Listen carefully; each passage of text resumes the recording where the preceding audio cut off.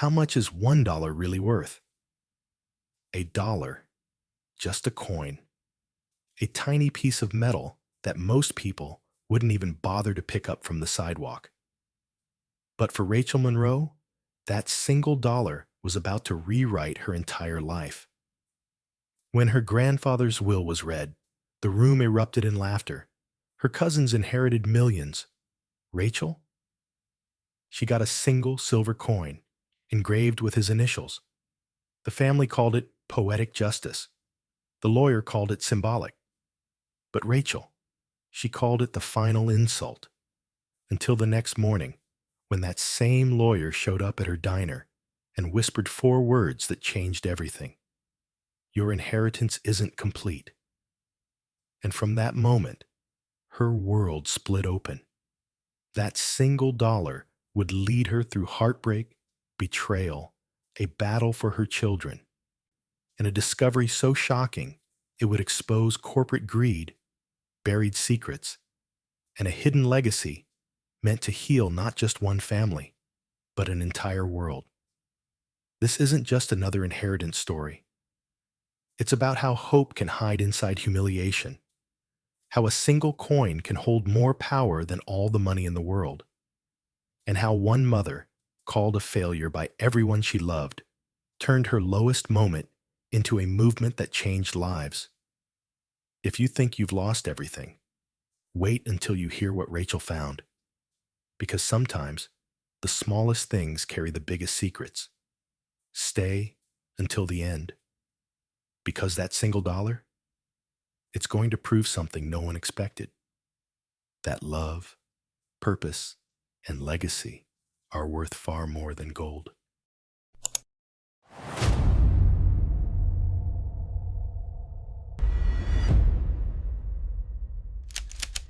It began with a single sentence, 8 words that sliced through the silence of that oak-paneled room like a knife. To my granddaughter, Rachel Monroe, I leave $1. For a heartbeat, no one moved. No one breathed. Then, as if on cue, came the laughter. Low at first, then louder, sharper, crueler. Rachel sat frozen in her chair, her fingers digging into the fabric of her skirt. The polished table reflected the sneers of people who shared her blood, but not her heart.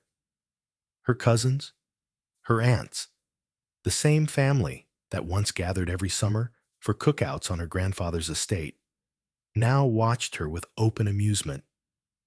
Her cousin Denise whispered loudly enough for everyone to hear.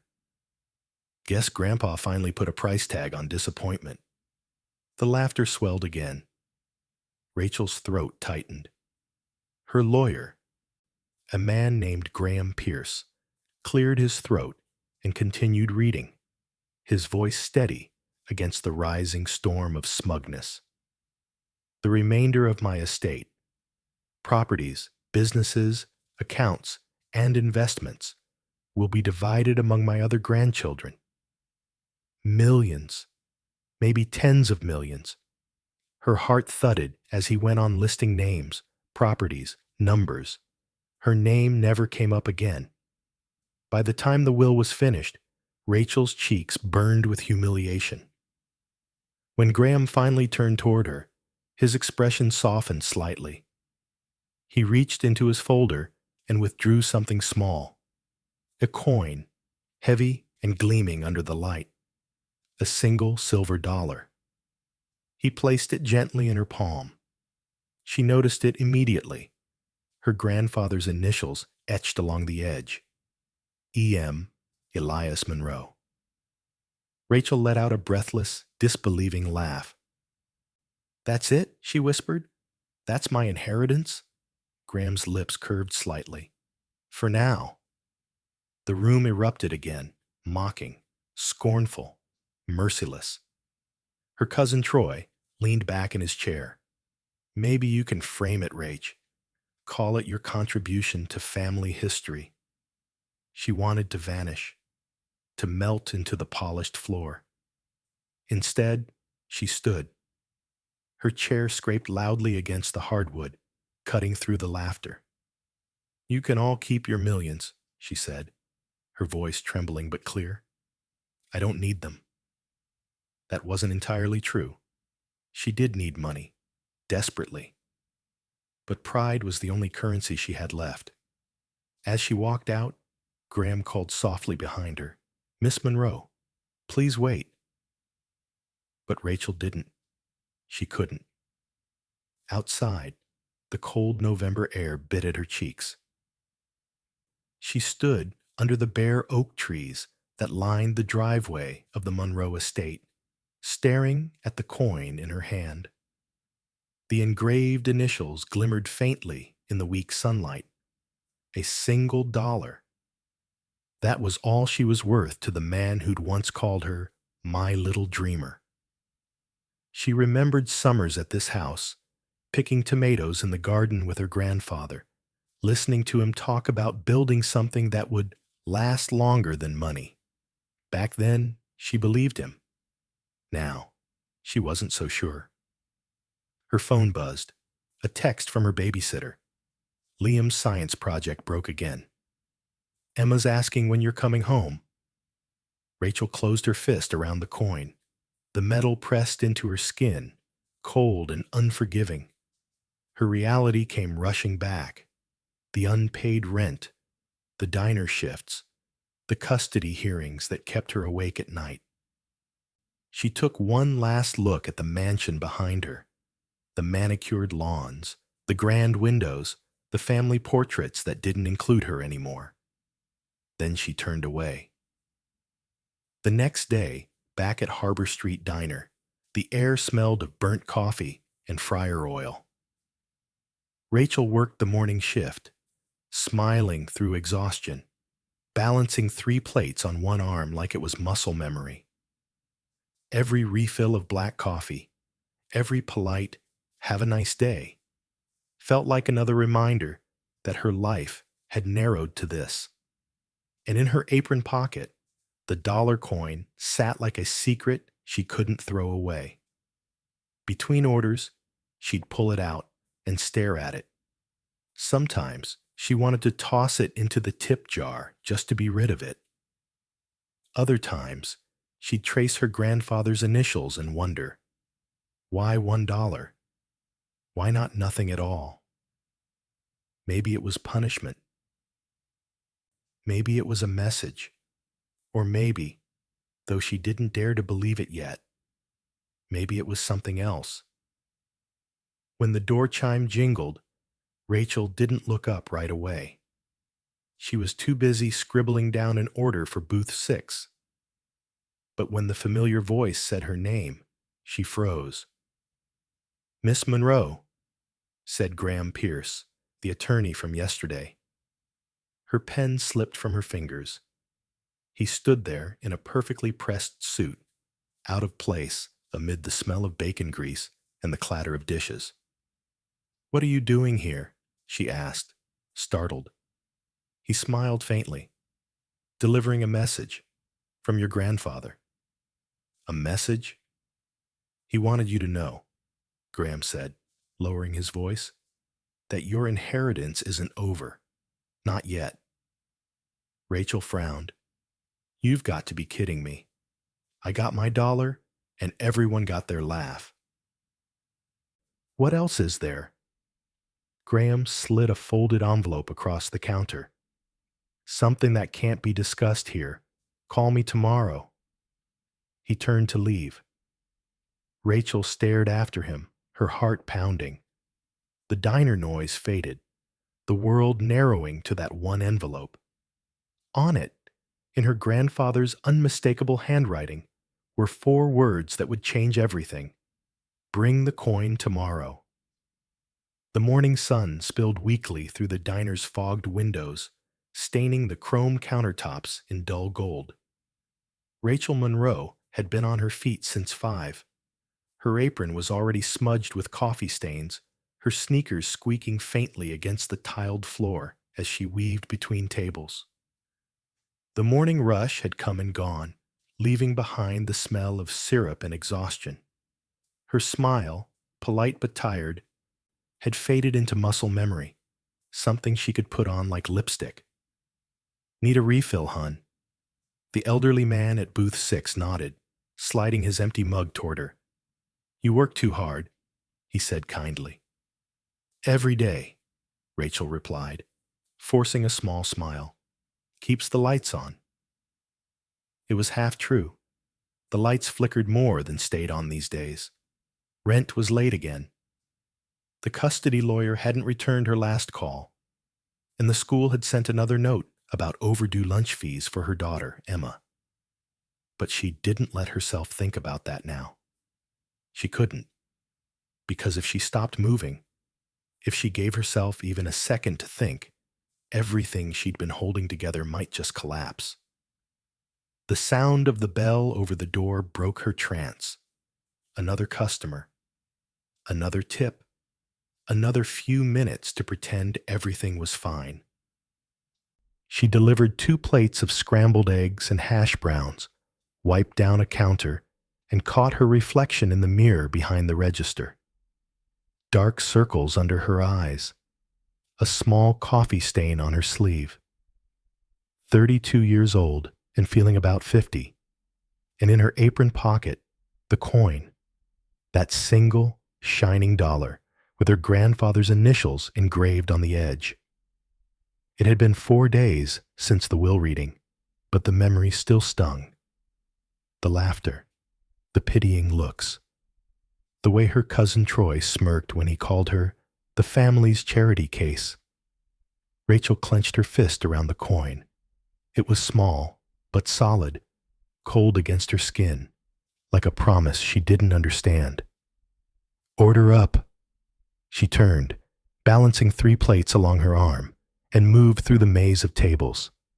The diner was nearly full again, and with every "excuse me," every polite smile, she felt herself slipping further into the rhythm of survival. Until her phone buzzed. She froze, one hand on the counter, the other holding a coffee pot. The name on the screen made her frown. Graham Pierce, her grandfather's lawyer. She stepped into the alley behind the diner, the air sharp with the smell of rain and grease. "Mr. Pierce?" she said cautiously. "Miss Monroe."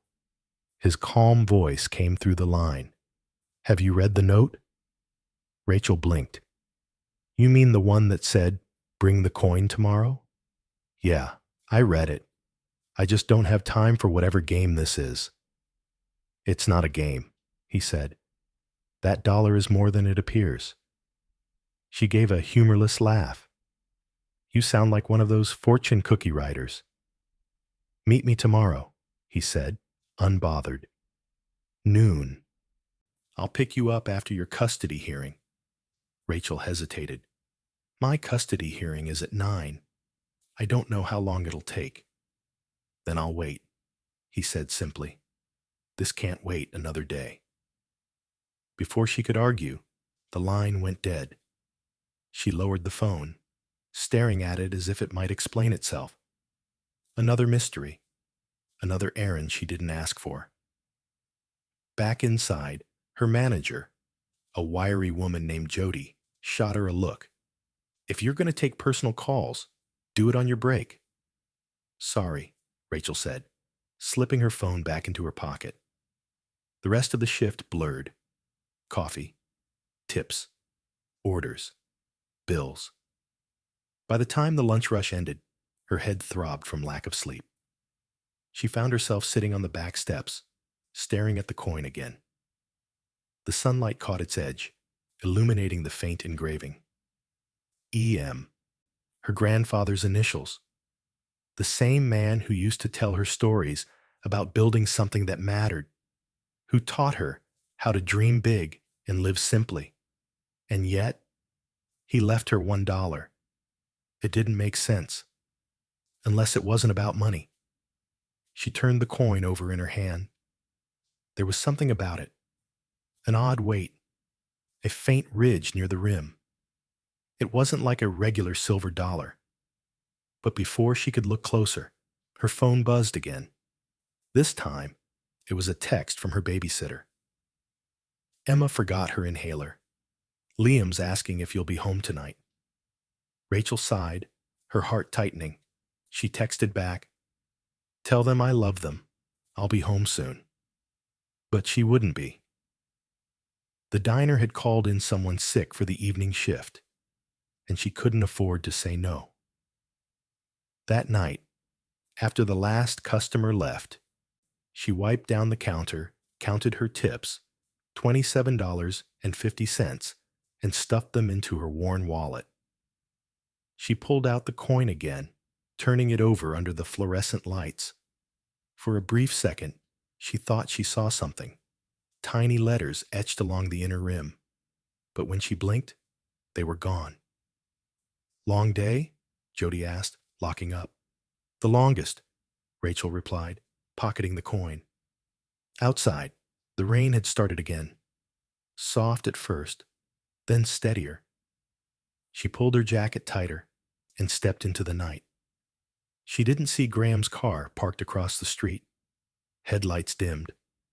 Didn't see the way he watched her leave, the faint smile on his face. Tomorrow, she'd learn what her grandfather had really left her. But tonight, she was just a mother trying to survive another shift. The coin pressed against her leg with every step, a silent reminder of everything she'd lost and everything she didn't yet know she was about to find. The courthouse smelled faintly of coffee and polished wood. That smell, the mixture of nerves and formality, always made Rachel's stomach turn. She sat on the hard wooden bench outside courtroom 3B, clutching a folder that felt too thin to matter. Inside it were bank statements, pay stubs, and a few character letters from coworkers at the diner. Proof, at least on paper, that she was trying. But would it be enough? Probably not. The fluorescent lights above her hummed softly, flickering once, like they were tired too. Across the aisle, her ex-husband Derek Monroe leaned back in his chair, confident in a way only people who've already won can be. His navy blue suit was crisp. His watch gleamed. His lawyer whispered something that made him smirk. Rachel smoothed the wrinkles from her thrift store dress, a navy number she'd bought for $7 at a second-hand shop, and forced her hands to stop trembling. When the bailiff called, "All rise," she stood. Judge Harriet Clean entered, her glasses perched low on her nose, eyes sharp and unreadable. Rachel tried to meet her gaze, but her courage faltered. "Be seated," the judge said, adjusting her robe as she opened the file in front of her. "This is a continuation of custody proceedings regarding minors Liam Monroe, age 13, and Emma Monroe, age 8. Rachel's heart squeezed. "My babies." The judge continued, scanning the paperwork. "I've reviewed the court-appointed evaluator's report, as well as the financial disclosures from both parties." Her attorney, Marcia Delgado, a kind but overworked public defender, placed a reassuring hand on her arm. Rachel wanted to believe that meant something. It didn't. Judge Clean looked up.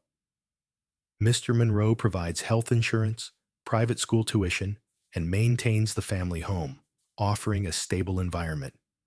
Ms. Monroe currently resides in a one-bedroom apartment and works variable shifts." Each word hit like a hammer. Rachel wanted to explain, wanted to shout that she'd applied for management positions, that she was taking night classes to finish her associate's degree, that she'd do anything for her kids. But Marcia spoke first, her tone respectful but firm. "Your Honor, my client is actively improving her financial situation. She's enrolled in community college courses and pursuing stable employment. Her devotion to her children is unquestionable."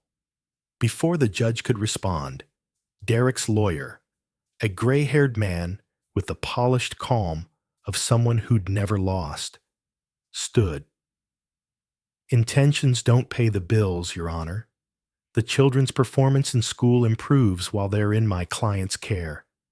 Mr. Monroe provides not just stability, but opportunity. Rachel felt the air leave her lungs. Her pulse thudded in her ears. She wanted to scream that she loved them, that love should count for something. But love wasn't a line item on a spreadsheet. The judge folded her hands. After reviewing all materials and considering both parties' testimonies, I find it in the best interest of the minors that primary physical custody remain with Mr. Monroe. Mr. Boer, Monroe will retain visitation every other weekend and one weekday dinner. The sound that escaped Rachel's throat wasn't a sob. It was smaller than that. A breath broken in half. Primary custody to Derek. That meant 6 days a month. 6 days to be a mother. Her vision blurred. Her palms went slick. She rose to her feet before she could stop herself. Your Honor, please. Judge Clean's voice softened, but her words were final. Miss Monroe, I encourage you to continue your education and secure more stable employment. The court can revisit custody in 6 months if your circumstances change. Then the gavel came down. Bang! The sound echoed in her chest like a closing door. Derek stood, shaking his lawyer's hand, his satisfaction barely concealed. As he passed her, he leaned close enough that only she could hear. Maybe this will motivate you to get your life together. Rachel froze. Her throat ached with all the things she couldn't say. He walked away before she found her voice. When the courtroom emptied, Marcia sat beside her quietly. We can appeal, she said softly. But unless something changes, it won't help. Rachel nodded numbly, gathering her papers. The folder slipped from her hands, scattering forms across the floor. She didn't bother picking them up right away. Outside, the sky had turned gray. Rain began to fall, soft at first, then steady. She didn't open her umbrella. Didn't need to. The rain felt almost right, like it matched what was happening inside her. She stopped at the courthouse steps, her breath coming in shallow bursts. The silver dollar in her pocket pressed against her thigh. That dollar was all she had left from her grandfather, the man who taught her to believe she could build something lasting. Now, she couldn't even keep her family together. What kind of legacy was that? A car pulled to the curb, a sleek black sedan. The passenger door opened, and Graham Pierce stepped out, holding an umbrella. Miss Monroe, he said gently, I heard about the ruling. She blinked, too stunned to reply. How did you know? I have friends in the courthouse, he said, his tone measured. I'm truly sorry. But what I'm about to show you, what your grandfather left you, it matters. More than you think. Rachel's hands tightened around her folder. I can't do this today, Mr. Pierce. I just lost my kids. Whatever game my grandfather was playing, it can wait. It can't, he said firmly. Not if you want to change what happened in that courtroom. Her breath caught. Change it? How? Graham opened the car door, rain dripping from his sleeve. Get in, Miss Monroe, please. Just 2 hours. That's all I ask. For a long moment, Rachel just stood there, drenched, trembling, staring at him. Then, without fully understanding why, she stepped forward. The door closed behind her with a soft click. The engine purred to life. Through the rain-streaked window, the courthouse grew smaller and smaller. Her reflection stared back at her, a mother without custody, a woman without money, clutching a coin she didn't understand. And somewhere between the courthouse and the open road, a single thought took root. Maybe this wasn't the end after all. Maybe it was the beginning of something her grandfather had been planning all along. Rain slid across the car windows in long silver streaks, blurring the world outside into motionless watercolor. Rachel sat rigid in the passenger seat of Graham Pierce's car, her seatbelt fastened tight, her arms crossed as if she were holding herself together. She didn't know why she had agreed to go. Maybe it was exhaustion. Maybe it was the small, treacherous hope that there was still something left. Something that might fix what her grandfather's $1 insult had broken. Graham drove in silence for a while. The rhythmic swish of the wipers filled the quiet. The hum of the tires against wet asphalt was oddly hypnotic. "We'll be there soon," he said finally, glancing her way. "You've been saying that for 20 minutes," Rachel murmured. He smiled faintly, the corners of his eyes crinkling. "Patience isn't one of your strong suits. Neither is blind trust," she shot back. That earned her a soft laugh. Fair enough. They left the city behind, the gray sprawl giving way to rolling hills and tree-lined roads that wound like ribbons through the countryside. The rain softened to a mist, and sunlight began to break through in thin, golden shards. Rachel stared out the window. The world outside looked too peaceful, too far removed from the courtroom, the noise, the pain.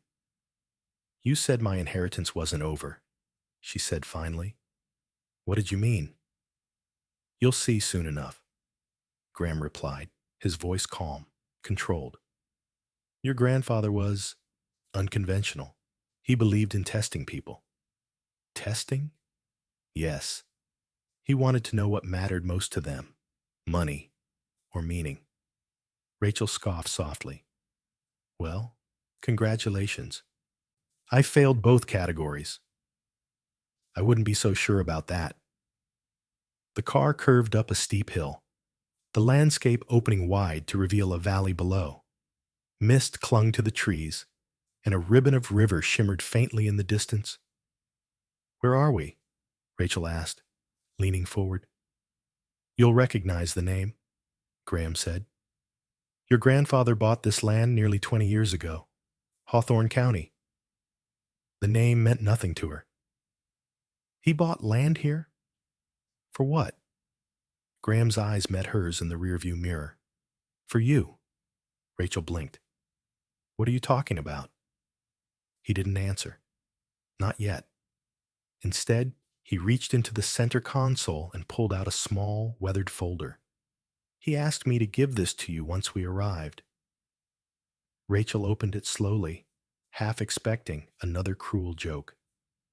Inside were a few old photographs. Her grandfather standing beside a blueprint, a half-built structure in the background, smiling in that quiet, distant way she remembered. There was also a letter, unopened, sealed in an envelope marked "For Rachel."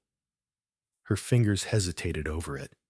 She wanted to tear it open, but something in her chest ached at the thought. She wasn't ready to hear from him yet. Not after that will. Not after that humiliation. Graham must have sensed her hesitation. "He knew you'd be angry," he said softly. "But he also knew you'd come anyway." Rachel looked up sharply. "How could he possibly know that?" "Because he knew your heart better than you think." They drove on in silence again. After another 10 minutes, the narrow country road gave way to a gravel path lined with weathered stone pillars. At the end stood a wrought iron gate, tall, elegant, and sealed shut. The letters Hawthorne Haven arched across the top. Rachel frowned. "What is this?" "Your inheritance," Graham said simply. He reached into his coat pocket. "You brought the coin, I assume?" Rachel hesitated, then pulled it from her purse. The metal glinted faintly in the sunlight. "Good," he said. Try fitting it here. He gestured toward a circular indentation on a small metal panel beside the gate. Rachel frowned, but placed the coin into the groove. It fit perfectly. There was a soft click. Then, with a low hum, the gate swung open. Rachel stepped back, startled. What on earth? A key, Graham said calmly. Literal and symbolic. Your grandfather was fond of both. The car rolled forward slowly, tires crunching over gravel as they passed through the gate. Rachel's breath caught. The valley beyond opened like something out of a dream. Rows of small modern cottages nestled among the trees. Gardens bloomed in carefully terraced plots. Solar panels glittered on rooftops. And at the heart of it all stood a large stone building with wide glass windows, its reflection shimmering on the surface of a nearby pond. People were outside, working, laughing, tending plants. And as the car approached, some of them stopped, turning toward her as if they'd been expecting her all along. Rachel's voice was barely a whisper. What is this place? Hawthorne Haven, Graham said. Your grandfather built it from the ground up. A self-sustaining community, off the grid, eco-friendly, completely independent. And now it's yours. Mine? She laughed, shaking her head. You're joking. I'm not. It's in the trust he left. You're the sole trustee. Her pulse quickened. But why me? I thought he hated me. He left me a single dollar. Graham pulled the car to a stop in front of the main building. The people outside were gathering, smiling, curious, almost reverent. He turned to face her, his expression unreadable. He didn't hate you, Rachel. He believed in you. He just needed you to believe in yourself first. She stared at him, stunned. This doesn't make sense. Why the secrecy? Why not just tell me? Because he wanted you to earn it. Not through money, but through endurance. He wanted to see if you'd keep going when the world told you to give up. Rachel's throat tightened. Her mind raced with memories. Every shift, every tear, every night spent wondering if she'd failed everyone she loved. And somehow, impossibly, it led here. Through the window, she could see a woman approaching, older, silver-haired, her face kind but strong. The others followed her, their faces filled with quiet expectation. They've been waiting for you, Graham said softly. Rachel's voice trembled. Waiting? For me? The woman stopped beside the car, smiling warmly. Welcome home, Rachel, she said. I'm Miriam Clay. We've been waiting a long time to meet you. Rachel blinked, unable to speak. The silver dollar weighed heavily in her palm. For the first time since that humiliating day in the lawyer's office, she felt something stir deep inside her. Something fragile, unfamiliar, and terrifyingly bright. Hope. For a long moment, Rachel didn't move. The car engine had gone silent, and the only sounds were the soft rustle of wind through the trees and the faint hum of voices from the gathered crowd. It felt unreal, like she had stepped out of her broken, ordinary life and into the pages of someone else's story. The valley stretched out before her in golden afternoon light, a place that looked both ancient and new. Cottages built of wood and stone nestled into the landscape as though they'd grown there, each with small gardens bursting with color. Solar panels shimmered on rooftops, and beyond them, a silver river curled lazily through the hills. It was breathtaking and completely impossible. Rachel turned to Graham, her voice barely above a whisper. This is a mistake. You've brought me to the wrong place. Graham smiled faintly. Your grandfather never made mistakes, Miss Monroe. Not about things like this. The woman with the silver braid, Miriam Clay, she'd said her name was, stepped forward. Her eyes were warm but steady, the kind of eyes that had seen too much and still found kindness in the world. You must be overwhelmed, Miriam said gently. That's natural, but you should know. Your grandfather spoke of you often. Rachel blinked. He talked about me? Oh, yes, Miriam said with a soft chuckle. He said you were stubborn, headstrong, that you had your grandmother's spirit. Rachel almost laughed. He used to say that when I refused to take piano lessons. Miriam's smile widened. Then he was right about that too. The others had gathered closer now, maybe 30 of them, men and women of all ages. Their faces were open, curious, not judgmental, like the ones she'd faced at the will reading. They seemed to be studying her, not as an outsider, but as someone they'd been waiting for. Why are they looking at me like that? Rachel asked quietly. Graham replied, because they know who you are, or at least who you're meant to be. I don't understand. Miriam gestured toward the main building. Come inside, Rachel. You'll understand soon enough. The interior of the building was warm and bright, filled with natural light from the high glass windows. The air smelled faintly of cedar and something sweet, freshly baked bread maybe. Inside was a large open room that looked like part community hall, part home. Long wooden tables, bookshelves, handmade quilts, plants climbing up trellises by the windows. It was beautiful in a way that made Rachel's chest ache. On the far wall hung a framed photograph. Her grandfather, Elias Monroe, standing in the same room, smiling. He looked older than she remembered, but peaceful. Miriam guided her to a table and placed a sealed envelope in front of her. He left this for you, she said. He told us not to open it, no matter what. Only you could. Rachel's hands trembled slightly as she reached for it. The paper was thick and yellowed, the handwriting unmistakable, neat, deliberate, familiar. To my granddaughter, Rachel. Her throat tightened. She broke the seal. Inside was a letter written in her grandfather's hand.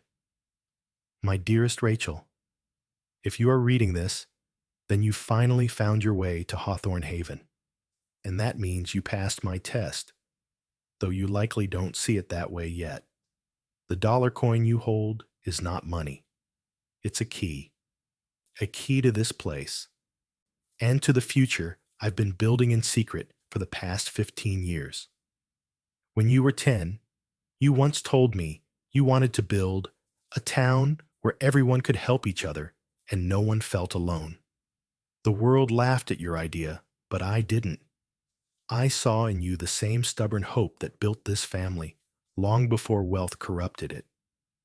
Hawthorne Haven is that dream made real, a self-sustaining community built on compassion, ingenuity, and purpose.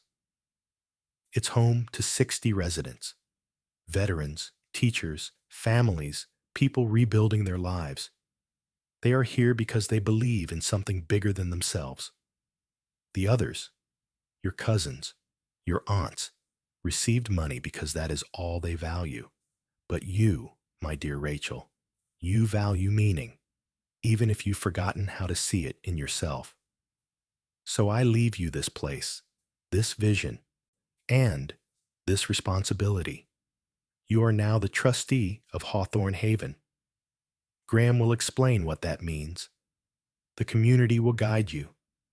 And perhaps in time, this haven will guide you back to yourself. With love and faith, Grandfather Elias Rachel lowered the letter slowly, her hands trembling. The room was silent, except for the faint crackle of a fire in the corner. When she finally looked up, Miriam was watching her with quiet understanding. He built all this, Rachel said softly. For me? For what you believed in, Miriam corrected gently. He just needed someone to carry it forward. Graham nodded. He trusted only you to do that. Rachel swallowed hard. I'm not qualified for any of this. I'm a waitress who can barely afford her rent. I just lost custody of my kids. And yet you're here, Miriam said. That's qualification enough. You've endured. That's more than most. Rachel's eyes burned. She turned away, blinking fast. Every instinct told her to run, to escape this strange, impossible burden. But something about the letter, about the way her grandfather's words wrapped around her name, rooted her to the spot.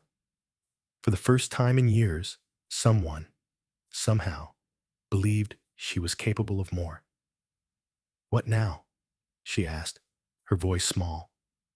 Now, Graham said, you learn what you've inherited and what it means.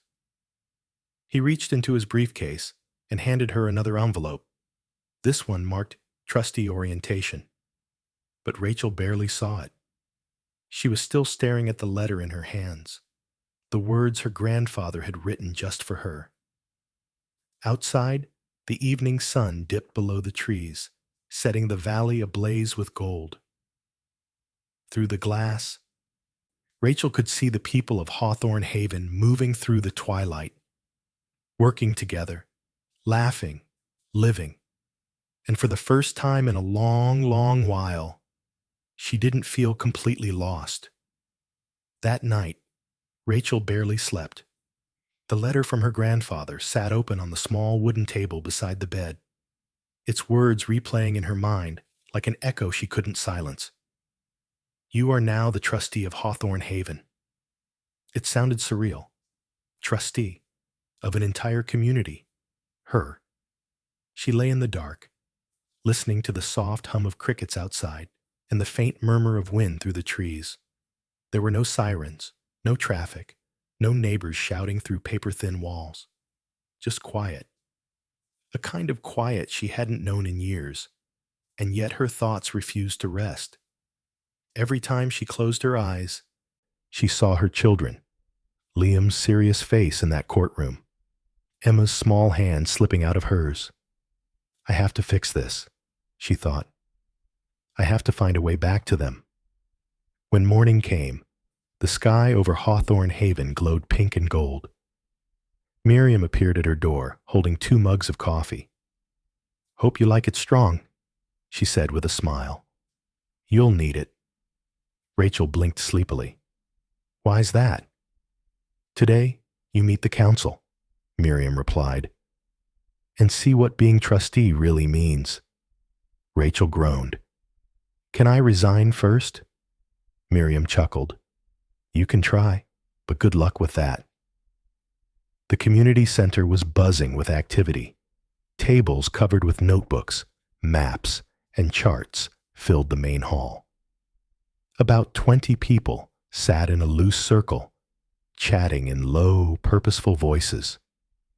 When Rachel entered, the room fell quiet. Every pair of eyes turned toward her, not judging, but curious, expectant. Miriam made the introductions. Everyone, this is Rachel Monroe, our new trustee. Applause broke out, warm and genuine. Rachel froze, startled. No one had ever clapped for her before. A man with short-cropped hair and kind eyes stood and extended his hand. Jonah Reeves, he said, engineer. I oversee our energy systems. Then came others. Hector, the gardener. Zuri, a journalist working on environmental projects. Nina, who ran the schoolhouse for the children. Each person had a purpose. Each person belonged. And for the first time in a very long time, Rachel wondered what it would feel like to belong somewhere too. After the meeting, Graham appeared, holding a thick binder. Time for the practical side, he said. They sat in the small office attached to the community hall. Sunlight streamed across the desk as Graham opened the binder and began explaining. Your grandfather established the Hawthorne Haven Trust 15 years ago. It owns the land, the buildings, and several off-site investments. The trust's income funds the community's operations. Rachel frowned. So, this is like a nonprofit? In a sense, yes, Graham said. But with one key difference. The trustee, you, receives a living stipend to ensure you can dedicate yourself fully to the role. A stipend? He nodded. $15,000 a month, plus health insurance and educational support for dependents. Rachel blinked, unsure she'd heard right. 15,000, she choked out, laughing in disbelief. That can't be real. It's very real, Graham assured her. Elias wanted to make sure his successor wouldn't struggle the way he once did. She sat back in her chair, stunned. The number echoed in her head like a prayer she didn't dare believe in. 15,000 a month. That was more than she'd made in an entire year at the diner. More than enough for stable housing, childcare, everything the court had said she lacked. Her heart pounded. This means, she began slowly. I could file for custody again, couldn't I? Graham nodded, a small smile on his face. You could. In fact, I'll handle the paperwork myself. Rachel covered her mouth with both hands, tears spilling over before she could stop them. For the first time in months, maybe years, she felt something she'd almost forgotten how to feel. Hope. Later, Miriam led her on a walk through the haven. They passed gardens bursting with herbs and vegetables, solar panels glittering in the sun, a small schoolhouse where children laughed in the distance. Every corner of this place pulsed with life and purpose. Everyone here has a story, Miriam said. Most came broken, looking for a place to start again. Like me, Rachel said quietly. Exactly like you. They stopped at the edge of a small orchard, where young trees stretched toward the sky. These were the first ones we planted, Miriam said. Your grandfather called them seeds of tomorrow. He said we don't just grow food here, we grow second chances. Rachel smiled faintly. He always talked like that. Big ideas, poetic words. And now, Miriam said softly, those big ideas are yours. That evening, Rachel sat on the porch of the small cabin they'd assigned her. The binder lay open beside her, pages fluttering in the breeze. The details were astonishing. A trust valued at over $30 million. A team of dedicated residents who believed in the vision. A community that ran almost entirely on renewable energy and cooperation. It was overwhelming and exhilarating. Her phone buzzed in her hand. Derek. For a moment, she hesitated. Then she answered. Rachel. His voice came through, cautious. How are you? I'm good, she said slowly. Actually, better than good. Really? He sounded skeptical. You disappear for 2 days, then some attorney tells me you've inherited a property? Not just a property, Rachel said. A community. My grandfather built it, and I'm the trustee now. A pause. Then a laugh that wasn't kind. A trustee? What does that even mean? You're running a commune now? It means I'm financially stable, she said, her voice firm. It means I can give our kids everything the court said I couldn't. Silence. Then coldly. We'll see if the judge agrees. He will, Rachel said quietly, because this time I'm not just surviving. I'm building something. She hung up before he could reply, her pulse racing. Out in the dark, the wind stirred the trees, and somewhere in the valley below, the faint sound of laughter drifted up from the community center. Rachel closed her eyes, pressing the silver dollar between her palms. For the first time, it didn't feel like a token of rejection. It felt like a key, one that had opened a door she hadn't known she was brave enough to walk through. And beyond that door, her children's future was waiting. For the first time in what felt like forever, Rachel woke up with a sense of purpose. The sun poured through the wide windows of her cabin, lighting the wooden walls in shades of gold. The air smelled faintly of pine and dew. She'd fallen asleep at her desk, surrounded by open folders and trust documents. Legal terms she barely understood, but words that now carried weight. Words that meant security, possibility. When she stepped outside, the morning air was cool and alive with birdsong. Miriam waved to her from the garden. Jonah was already by the dam, inspecting turbine levels on his tablet. The community thrummed with quiet industry, each person knowing exactly what they were there to do. Rachel wasn't used to that feeling. Belonging. It was strange, almost fragile. She sipped her coffee, looking over the valley. Everything was so still, peaceful. Too peaceful, maybe. That was when her phone buzzed. Unknown number. She hesitated before answering. Rachel Monroe? The voice was smooth, confident, a little too familiar. Who's asking? Victor Hawthorne. Your cousin. Rachel froze. Victor. I hear congratulations are in order. He continued easily. Quite the surprise, isn't it? A dollar inheritance that opens the door to paradise. His tone made her skin crawl. What do you want? Just to talk. Family to family. I think we can help each other. I doubt that. He chuckled softly. You've always been emotional, Rachel, but I'm calling with a serious offer. Let's say I buy this property, Hawthorne Haven, from you. You walk away with $5 million in cash. No strings attached. Her heart skipped. $5 million. That was the kind of money that could erase every debt, pay for her kid's future, buy a new life. But even as the thought crossed her mind, something inside her revolted. It's not for sale, she said flatly. Rachel, Victor said, his voice silk and poison. I know about the custody hearing. I know what you're fighting for. You need resources, stability. I'm offering you both.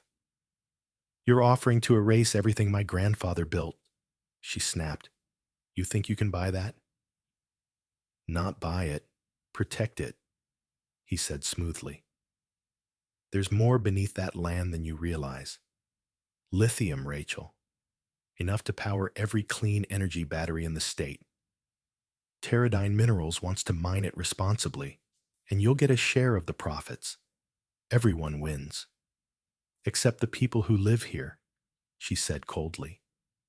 Except the people who live here, Victor echoed, his tone hardening. You think you can protect this little dream from the real world?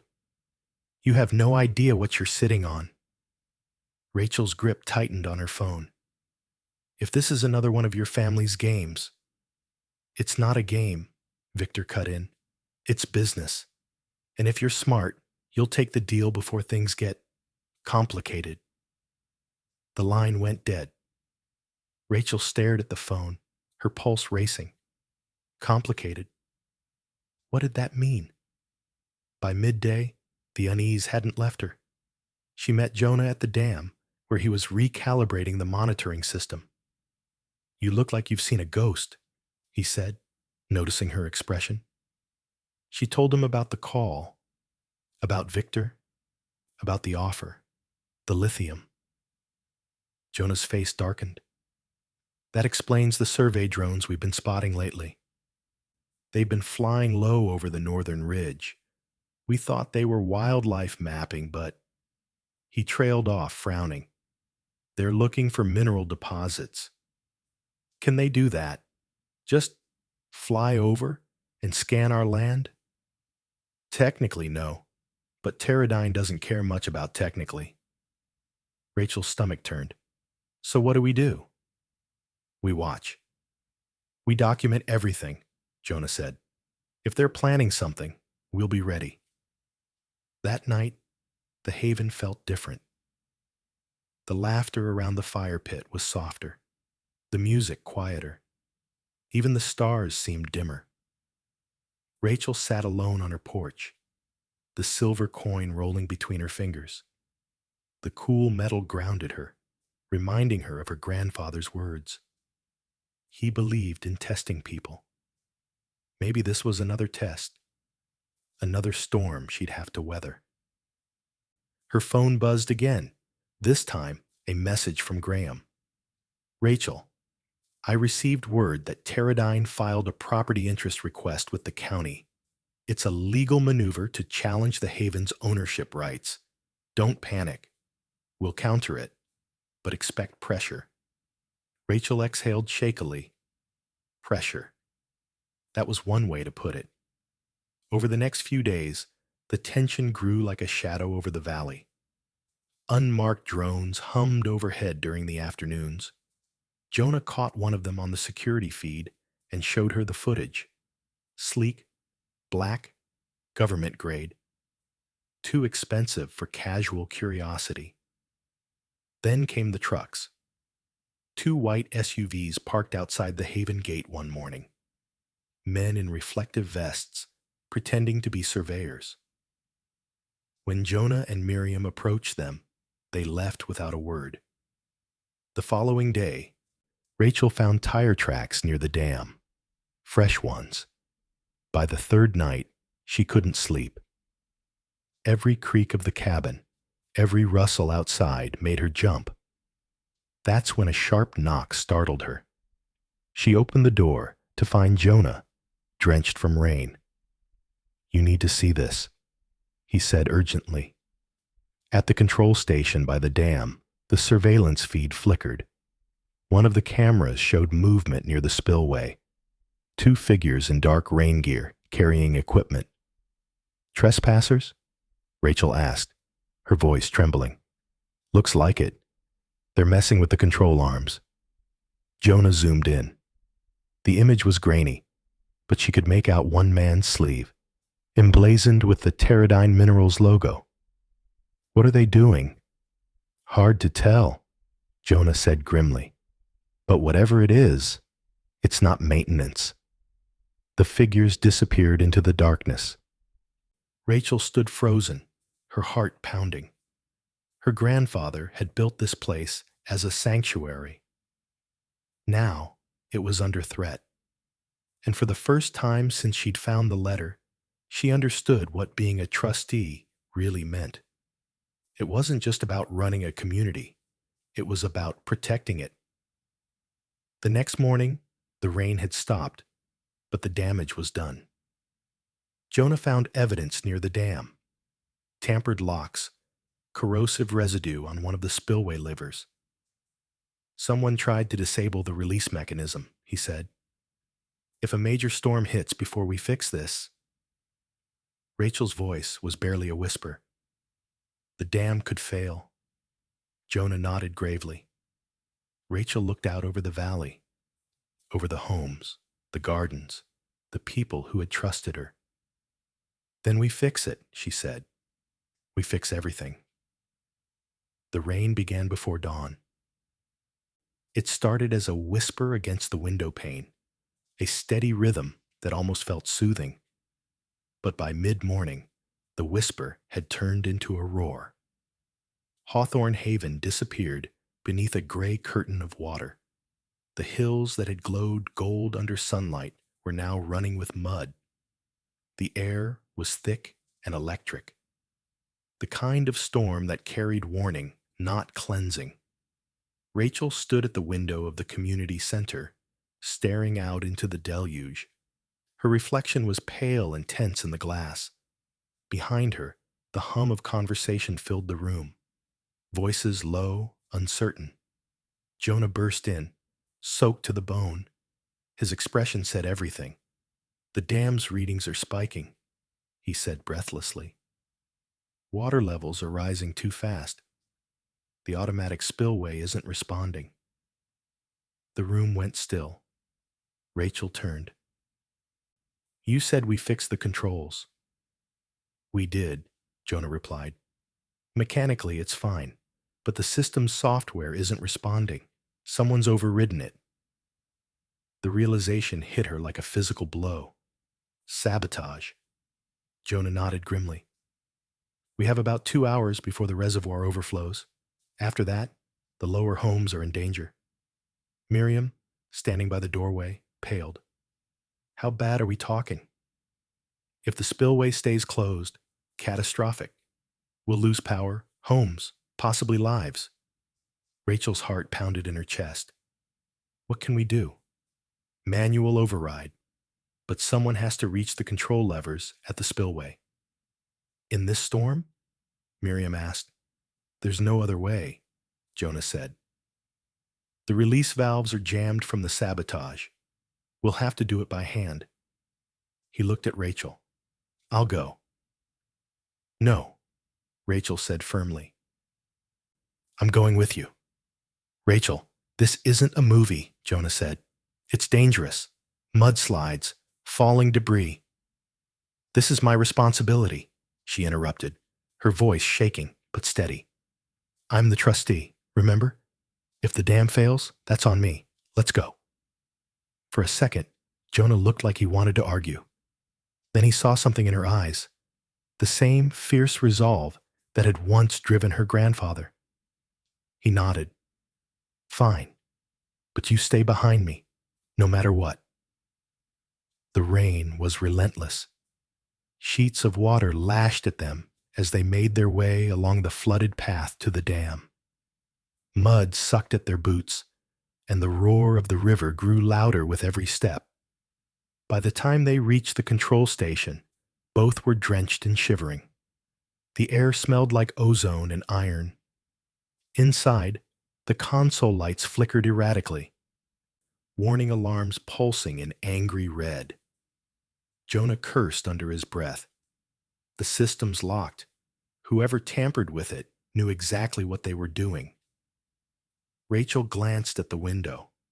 The reservoir was nearly at capacity. Water surged against the dam wall, frothing white and violent. "If we don't open that spillway now—" "We will," Jonah said, grabbing a wrench. "The manual release is below." They descended into the maintenance tunnel, a narrow, echoing passage lined with dripping pipes. The noise was deafening. Somewhere above, thunder cracked like a warning shot. At the end of the tunnel stood the massive control arm, rusted from age and now jammed with a metal bar wedged through the gears. "There," Jonah said. "That's what they did." Rachel stared. The bar was coated in some kind of oily residue. "Corrosive compound," Jonah said grimly. "That's why the system failed." He pried the bar loose, metal screeching against metal. "Help me with the valve." Rachel grabbed the wheel with both hands. Together, they heaved. The wheel didn't budge. Her palms burned. Her shoulders screamed. The roar of the storm pressed in all around them, as if the whole valley was holding its breath. "Come on," she gasped. "Come on." With one final push, the valve gave a violent lurch, and then turned. Outside, a low rumble rose from the dam, a sudden rush of air, followed by the deep, shuddering sound of water being released. The spillway gates were open. Jonah dropped against the wall, panting. "We did it." But Rachel's relief was short-lived. "Jonah," she said quietly. "Look." A warning light on the console blinked rapidly. West embankment pressure rising. Jonah's face drained of color. "No, no, no. The secondary bank can't handle this much force." "What does that mean?" "It means if the embankment gives, the entire west side of the valley floods." They raced back to the control center, rain hammering against their faces. Rachel's lungs burned, but she didn't stop. By the time they reached the dam's overlook, the sight made her stomach drop. The west embankment, a sloping stretch of earth that bordered the reservoir, was crumbling. Water spilled over it in silver torrents, cutting deep channels through the soil. "If that breaks," Jonah shouted over the noise, "the lower homes are gone." Rachel didn't hesitate. She grabbed the emergency radio from the truck and pressed the transmit button. "All residents, this is Rachel Monroe," she said, voice trembling but clear. "We have a dam emergency. The west embankment is failing. Evacuate to the eastern ridge immediately. Repeat, evacuate now." Her voice echoed through the valley as the emergency siren wailed to life, a long, mournful sound that cut through the thunder. She could see them now, people spilling from their homes, clutching bags, helping neighbors. Miriam at the front, organizing groups, shouting orders into the wind. The rain blurred everything, but Rachel could see the fear in their movements, the urgency in every step. "Jonah," she called, "we have to make sure everyone's clear." "You go," he said. "I'll stay and monitor the flow." "I'm not leaving you here." "You have to. They'll listen to you. Go, Rachel." She hesitated, then ran. By the time she reached the lower road, the water was rising fast. Families waded through knee-deep floods, children crying, adults shouting names. Rachel grabbed a flashlight and shouted directions, guiding them toward higher ground. Her heart hammered, adrenaline surging. A flash of lightning illuminated the valley, and for one horrifying moment, she saw the west embankment collapse. A wall of water exploded through the trees, roaring toward them like a living thing. Rachel screamed, waving her arms. "Run! Everyone, run!" The flood swept across the valley floor, tearing through the lower gardens, smashing against houses, but most of the residents had made it to safety. Rachel stumbled backward, the force of the wind nearly knocking her off her feet. Miriam appeared beside her, soaked but determined. "That's everyone," she shouted. "We've got them all." Rachel's legs gave out. She dropped to her knees, shaking. The valley below was chaos. Mud, debris, water rushing wild. And yet, above it all, the haven still stood. The main structures were intact. The dam, partially damaged, but holding. They'd survived. For now. Later, as dawn broke pale and gray over the valley, Rachel stood on the ridge with Jonah and Miriam. The destruction below was terrible. Fields flattened, homes destroyed. But no one had died. Jonah's voice was hoarse. "This wasn't nature. Someone did this." Rachel's jaw tightened. "Victor." The wind tugged at her hair, carrying the smell of wet earth and smoke. "Then it's time," she said quietly, her voice steady despite the tremor in her chest. "Time to fight back." The storm had passed, but the silence it left behind felt heavier than thunder. Fog drifted low over Hawthorne Haven. The valley was a patchwork of mud, debris, and shattered wood. Dozens of residents moved through the wreckage with quiet determination, lifting branches, salvaging tools, comforting children. No one spoke about what they all knew. This wasn't a natural disaster. Rachel stood on the ridge, her boots sinking into wet soil. From here, she could see the torn embankment, the gash where the west slope had collapsed. The river still frothed violently, brown with sediment. Jonah approached, limping slightly, a tablet in hand. His usually calm face was tight with controlled anger. "We found something," he said, his voice low. "You should see this." He showed her the drone footage, grainy, flickering images from the night before. Two figures in dark rain gear, one of them carrying a metal case, the other spraying something on the dam's mechanism. Jonah zoomed in. The image sharpened just enough for a logo to become visible on the sleeve. Pteridine Minerals. Rachel's stomach dropped. So it's true. They sabotaged the spillway, Jonah said grimly.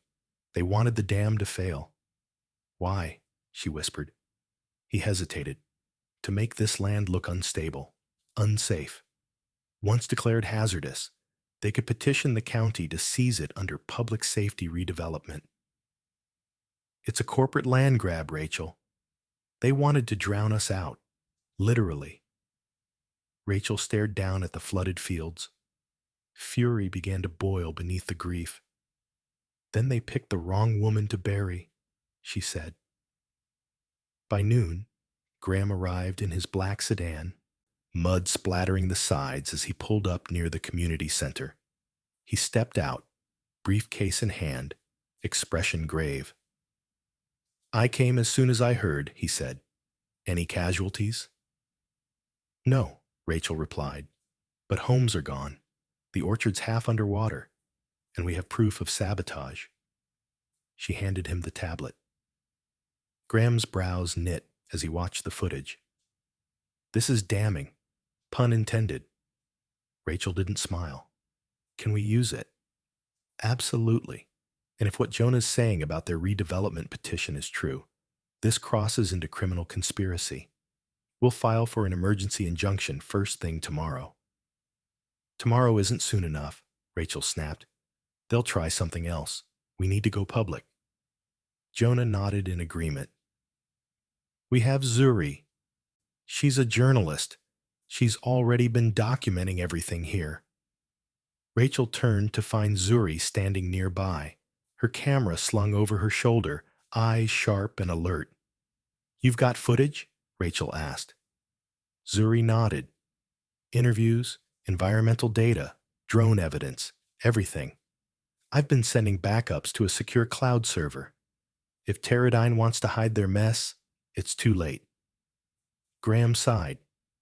Going public is risky, Rachel. They'll come after you personally. Rachel looked out over the valley, at the people rebuilding what had been destroyed, at the community her grandfather had built.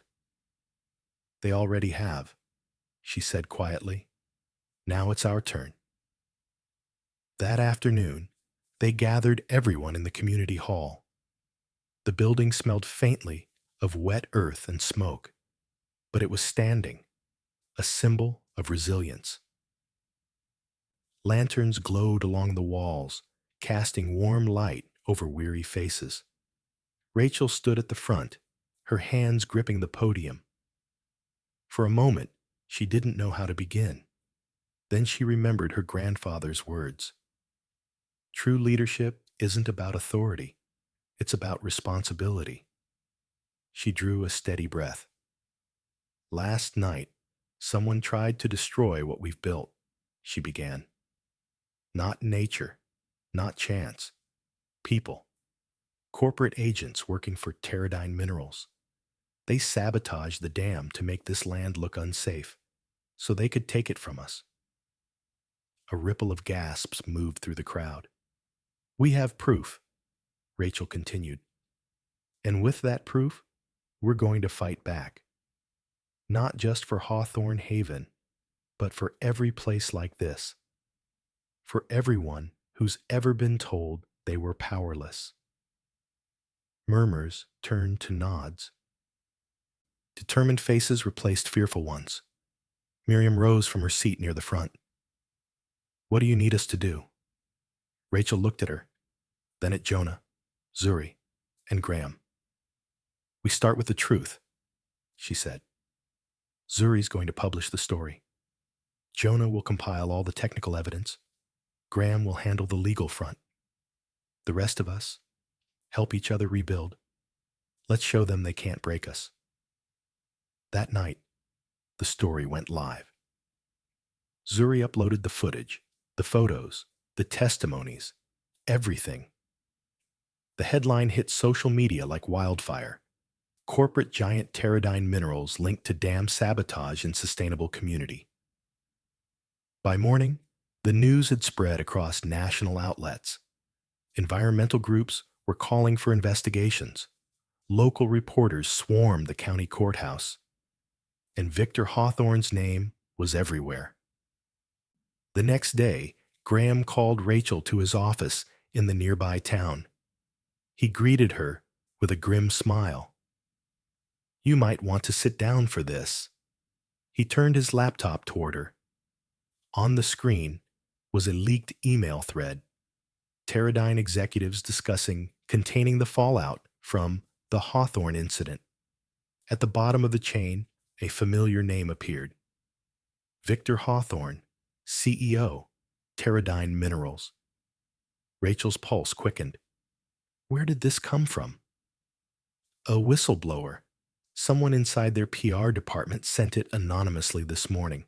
We'll verify, but it looks authentic. She leaned back, her mind spinning. So Victor didn't just authorize the sabotage, he orchestrated it. Yes, Graham said. And now he's facing federal scrutiny. The EPA, the DOJ, everyone's watching. Your grandfather's legacy may have just become the biggest corporate accountability story of the decade. Rachel couldn't help but smile. Small, weary, but real. He'd have loved that, she said softly. Back at the Haven, the mood shifted from despair to determination. Volunteers arrived from nearby towns. Environmental engineers offered help. Donations poured in. Rachel walked through the rebuilding efforts, watching people work side by side, laughter mixing with the sound of hammers and saws. Miriam joined her, her hands streaked with soil. You did this, she said quietly. No, Rachel replied. We did. My grandfather planted the seeds. We're just making sure they grow. She looked out over the valley. The repaired gardens, the scaffolding around homes, the sunlight glinting off the dam's surface. The land was scarred, yes. But it was still alive. So were they. And as she pressed the silver coin between her fingers, she realized something she hadn't before. That dollar had never been an insult. It had been a door. And now that she'd stepped through it, there was no going back. The weeks that followed felt like waking from a long, dark dream. The storm had ripped through Hawthorne Haven like a monster in the night. But the morning it left behind was filled with light and something stronger than survival. Rebirth. Rachel walked through the valley at sunrise, boots crunching on gravel. The air sharp with the scent of wet earth and blooming life. The orchard, though battered, was sprouting again, tiny green leaves pushing through broken branches. The sound of hammers echoed from every corner as people rebuilt their homes, laughter mixing with the rhythmic thud of nails meeting wood. Life, fragile but defiant, was returning. Jonah waved to her from atop the dam, where a new set of steel reinforcements gleamed in the sun. Pressure readings are stable, he called down, grinning. Better than before. Rachel smiled, shading her eyes. That's because we built it ourselves. Damn right, he said, chuckling. No pun intended. Even his jokes sounded lighter now. Inside the community hall, long tables overflowed with blueprints, seed trays, and repair plans. Zuri was on her laptop, a new article open on the screen. Hawthorne Haven, How a Small Valley Took Down a Giant. It had been 2 weeks since Teradyne's internal emails went public. 2 weeks since Victor Hawthorne had been forced to resign. The Department of Justice was investigating. Environmental lawyers were circling like hawks. Teradyne's stock price had plummeted by half. But Rachel's focus wasn't revenge, it was renewal. She sat at the end of the table, reviewing a list of incoming donations.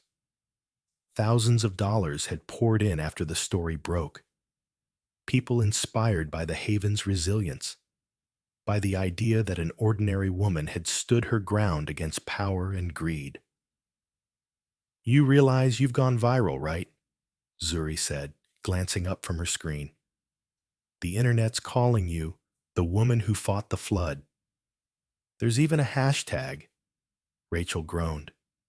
"Please tell me you're joking." "Nope. Haven Strong has 2 million views." Rachel buried her face in her hands, laughing despite herself.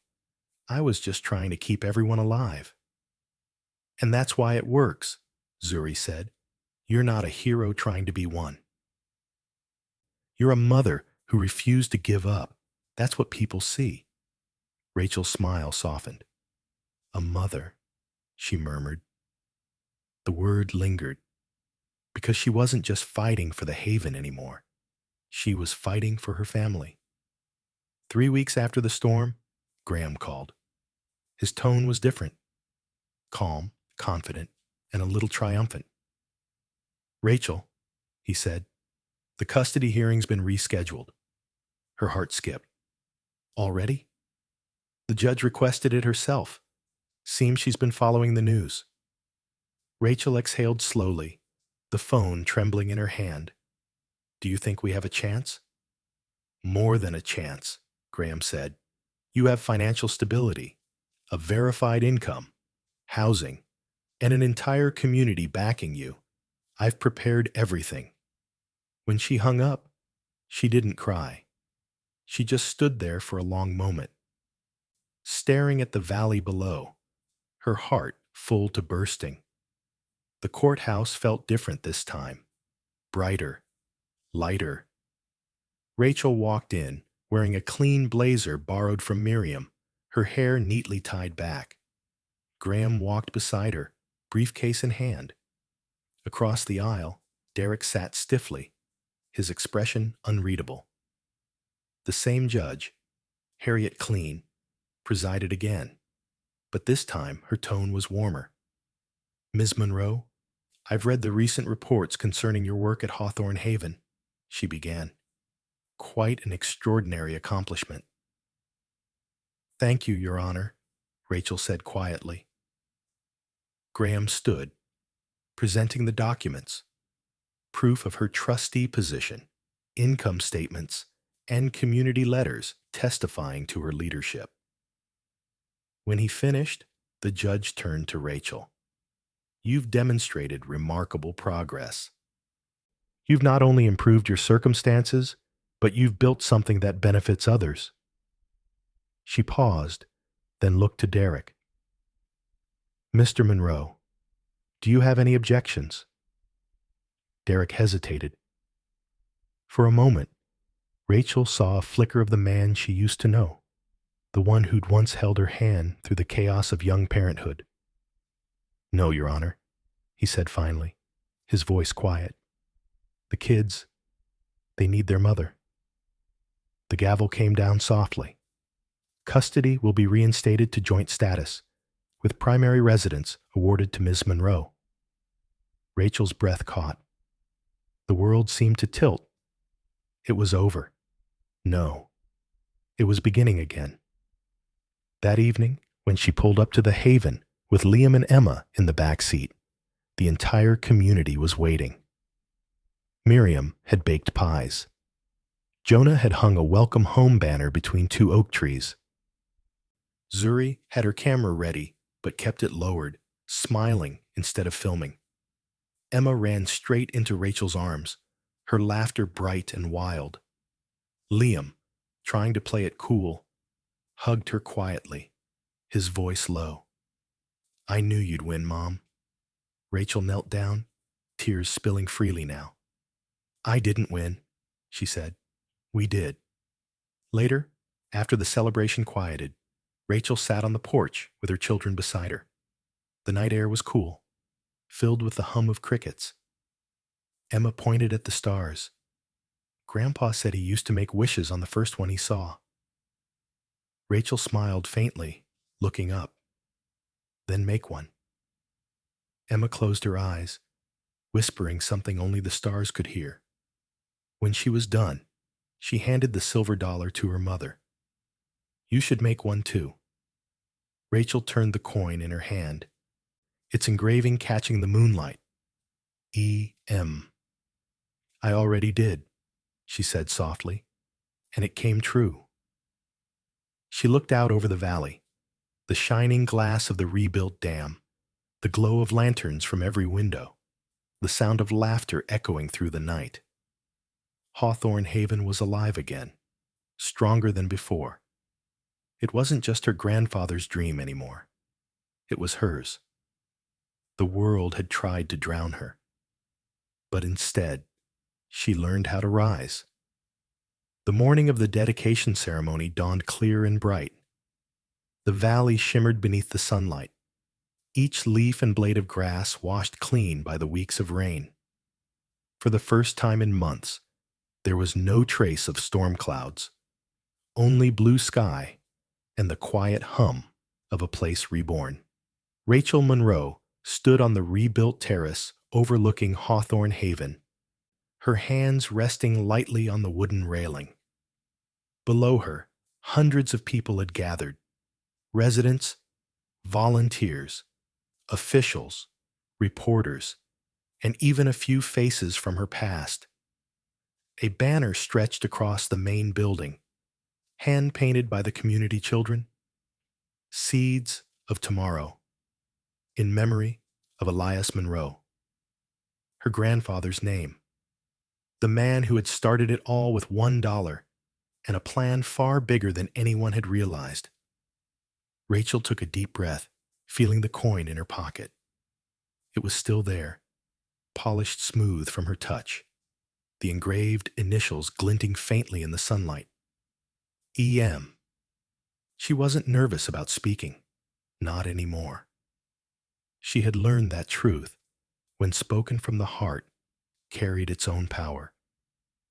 Jonah stood off to one side, adjusting the sound system. Miriam was near the front, surrounded by children, smiling like a proud matriarch. Zuri had her camera poised, ready to capture every moment. And sitting in the front row, next to Graham, were Liam and Emma. Her children. Her reason for everything. The microphone crackled softly as Rachel stepped up. Good morning, everyone, she began. Her voice carried easily across the terrace. The crowd quieted, their attention fixed on her. A year ago, she said, I sat in a lawyer's office while my family laughed at me. I was told that my entire inheritance, everything my grandfather had left me, was worth exactly $1. A soft murmur rippled through the audience. I remember walking out that day, feeling like the world had already decided who I was, a failure, a disappointment, a single mom who couldn't hold anything together. That dollar felt like proof that I was worthless. She paused, letting the words settle. But what I didn't understand then was that my grandfather wasn't leaving me money. He was leaving me a message, a challenge. She pulled the coin from her pocket and held it up, the sunlight glinting off its edge. He wanted me to see that the smallest thing, something as simple as $1, can hold infinite value if you choose to believe in what it represents. For him, it represented possibility, hope, the chance to start again. Her gaze swept across the valley. When I found Hawthorne Haven, I didn't just find land or buildings. I found people, people who refused to give up, even when life tried to break them. Together, we rebuilt this place. We turned loss into growth, fear into strength, and isolation into community. Applause broke out, warm and genuine. Rachel smiled, her throat tight. This haven isn't just a community anymore. It's a living promise, a reminder that resilience isn't about never falling. It's about getting up every time you do. My grandfather used to say, "We don't inherit money, we inherit missions." I didn't understand that until now. Her voice softened. When the flood came, I thought we'd lost everything again. But instead, it brought us closer. It showed us what we were made of. It reminded us that what we build with our hands can be destroyed, but what we build with our hearts will always endure. She turned to where Liam and Emma sat, their faces glowing with pride. My children taught me what this place is really about. It's about giving them a future better than the one we had. It's about showing them that even when life gives you $1, you can turn it into a legacy. The crowd stood, clapping, cheering. Some wiped their eyes. Rachel felt her own tears spill over as she looked at them. All the faces, all the stories intertwined in this valley of second chances. Later, after the ceremony, the crowd thinned. Reporters lingered for interviews. Children ran laughing through the fields. Volunteers carried trays of food out to long wooden tables. Rachel slipped away for a moment, walking up the small hill that overlooked the dam. From there, she could see the whole of Hawthorne Haven. The cottages, the orchards, the glint of solar panels catching the sun. A familiar voice came from behind her. "You did it," Graham said softly. She turned, smiling. "We did it. Your grandfather would have been proud," he said. Rachel looked out over the valley. "I hope so. But more than that, I think he wanted me to be proud of myself." Graham nodded, his eyes kind. "What will you do now?" She smiled faintly, her gaze drifting toward the schoolhouse below, where the children were painting new murals. "Keep building," she said. "Keep planting. Keep teaching people that hope isn't something you wait for. It's something you grow." That evening, as the sun set in a blaze of gold, the community gathered one last time around the fire pit. The light flickered across familiar faces: Jonah's, Miriam's, Zuri's, Graham's, and new ones too, families who'd come to join the haven after hearing their story. Rachel held up the silver dollar one final time, its surface reflecting the firelight. "This was once all I had," she said softly, "but it turned out to be everything I needed." She turned to her children, placing the coin gently into Liam's hand.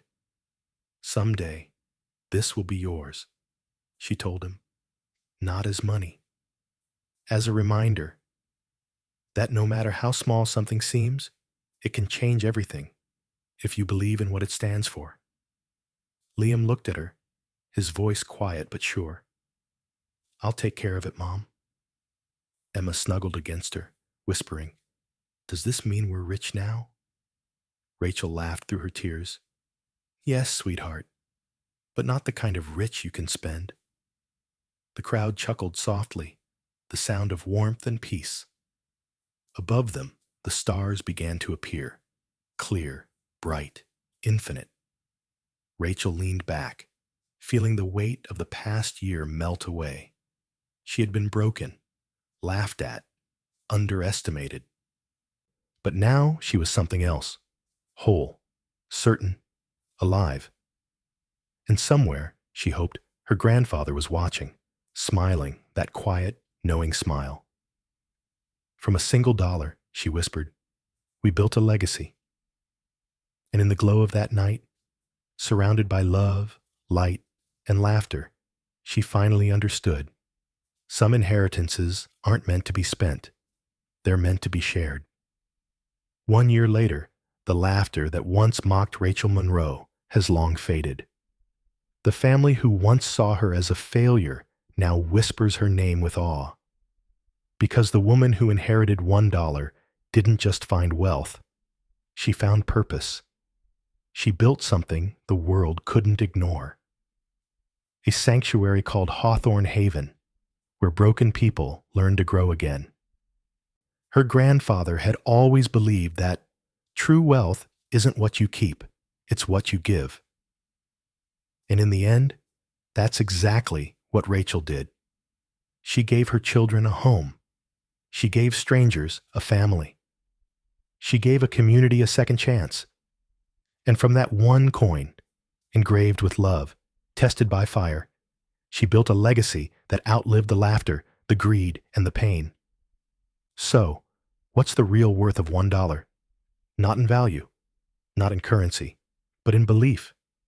Because maybe the smallest things, a coin, a word, a choice, a person, can open doors we never knew existed. Maybe wealth was never about money. Maybe it was always about courage, kindness, and the will to rise after the fall. Rachel's story isn't about luck. It's about faith when everyone stops believing in you. It's about the quiet kind of strength that doesn't roar, but endures. And it's about how love, when planted in the right heart, can grow into something immortal. So tonight, when you see a coin on the ground, don't walk past it. Pick it up, hold it tight, and remember, every miracle starts small. If Rachel's story touched your heart, share it. Someone out there might need to hear that their $1, their one chance, is still waiting to change everything. Because sometimes, the smallest inheritance becomes the greatest legacy.